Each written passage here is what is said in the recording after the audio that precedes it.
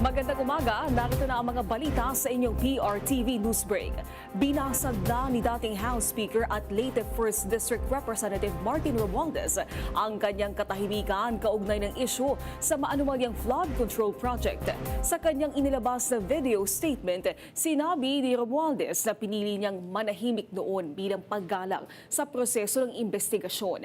Aniya, wala siyang alinlangang nakipagtulungan sa otoridad, humarap sa kinauukulan at walang gatol na sinagot lahat ng tanong sa pag-aakalang makatutulong siya para lumabas ang buong katotohanan. Pero ayon kay Romualdez, ang pananahimik niya ay inabuso, ginamit para bumuo ng isang mali at baluktot na naratibo. Ngayon, ayon kay Romualdez, hindi na siya mananahimik. Buong loob niyang haharapin ang anumang ipinupukol sa kanya at isisiwalat ang katotohanang dapat malaman ng publiko sa issue ng maanumalyang flood control project. For a long time, I chose to remain silent. I did so out of respect for the legal process. I did so because I did not want to add more noise to an already divisive issue. I did so because I believed that if I cooperated fully, submitted myself to the proper authorities, and answered every question asked of me, the truth would eventually speak for itself. But there comes a point when silence is no longer prudence. My silence has been abused and weaponized to build a narrative that is false, twisted, and unfair. So let me be clear. I will not keep quiet anymore. I will face this head on, and I will speak with facts because the truth deserves to be heard. Walang umiiral na travel ban o pagbabawal kay Leyte Representative Martin Romualdez na lumabas ng bansa. Ito ang paglilinaw ng tagapagsalita at abogado ni Romualdez. Taliwas sa mga ulat na binabawalan siyang magtungo sa ibang bansa. Ayon kay Attorney Ade Fajardo, ang inilabas laban kay Romualdez ay isa lamang ILBO o Immigration Lookout Bulletin Order at hindi whole departure order. Ibig sabihin, kailangan lamang ng prior coordination sa otoridad bago umalis ng bansa. Katunayan, ayon kay Fajardo, nakakuha na si Romualdez ng clearance o travel authority mula sa Kamara sa kanyang biyahe pa Singapore para sa isang medical check-up mula April 20 hanggang May 4 ngayong taon. Giit pa ni Fajardo, walang formal na kaso o freeze order na naihain sa kanyang kliyente mula sa ombudsman o sa anumang korte kaugnay sa maanumalyang flood control projects. What exists, if any, is an Immigration Lookout Bulletin Order which does not prohibit travel but simply requires prior coordination with authorities.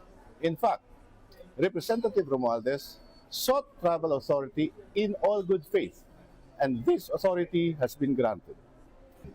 On the reported request for a freeze order, under the law, the Anti-Money Laundering Council must file a formal application before the Court of Appeals, supported by evidence, before any freeze order may be issued. As of this time, we have received no official notice of any such application or order. Any statement suggesting that a freeze order is imminent remains speculative. Third, as to the supposed case, there is no filed charge before the Office of the Ombudsman or any court.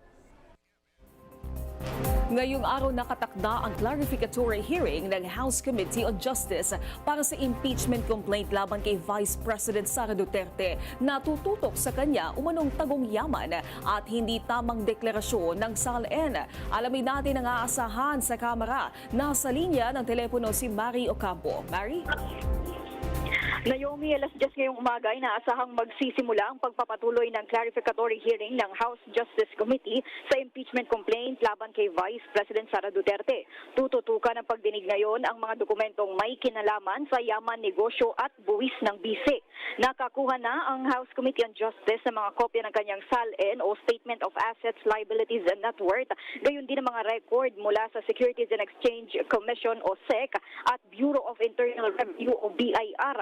Susuriin ng mga mambabatas kung tumutugma ang mga idineklarang ari-arian, interes sa negosyo at mga naihaing tax records, mga paratang na nakasaad sa impeachment complaint. Kabilang sa mga isyong tinututukan ng mga reklamo ang tax wealth, mga mga kakulangan sa pagdeklara ng ari-arian at posibleng paglabag sa public accountability rules. Inaasahan din sa pagdinig ang pagdalo ni dating Senador Antonio Trillanes IV matapos maimbitahan ng komite upang magbigay ng testimonya sa mga isyong kinasasangkutan ng Vice-Presidente. Posible ring talakayin ng panel kung kailangan pang maglabas ng karagdagang subpoena para sa iba pang dokumento at testigo habang umuusad ang pagdinig.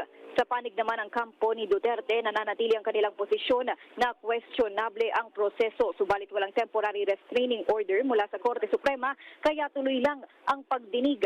Sa ngayon, nakatuon ang mata ng publiko kung may bagong matitibay na ebidensyang lalabas sa hearing na maaaring magtulak nga sa kaso palapit sa susunod na yugto ng impeachment process.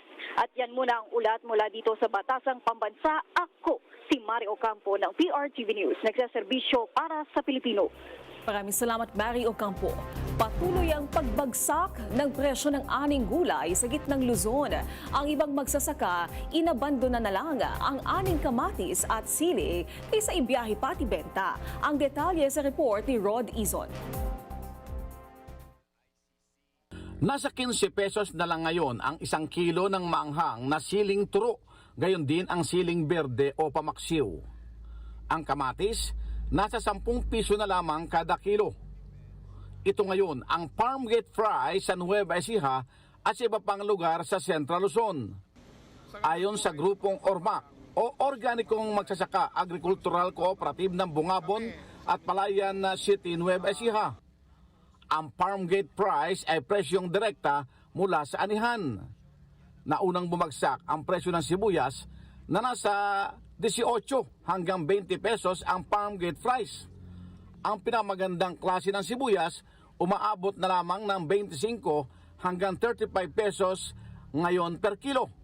Isinisi ng mga magsasaka sa mga pang-abuso ng traders ang kanilang pagkalugi at monopolya sa mga storage ng sibuyas, maging ang patuloy na importasyon ng sibuyas sa panahon ng anihan. Tuloy, inabandona na lamang ng mga magsasaka sa ilang bukirin ang aning kamatis at sili kaysa malugi sa gastos sa pag-ani at pagbiyahe patungong merkado. Mula sa FMR Northern Luzon, ako si Rod Izon ng PRTV News, nagseserbisyo para sa Pilipino. At yan ang mga balitang nakalap ng inyong PRTV Newsbreak. Live kami sa free-to-air Beam Channel 31, Signal Channel 31 at sa YouTube. Tumutok din sa aming social media accounts sa Instagram, Facebook at TikTok sa PRTV Prime Media.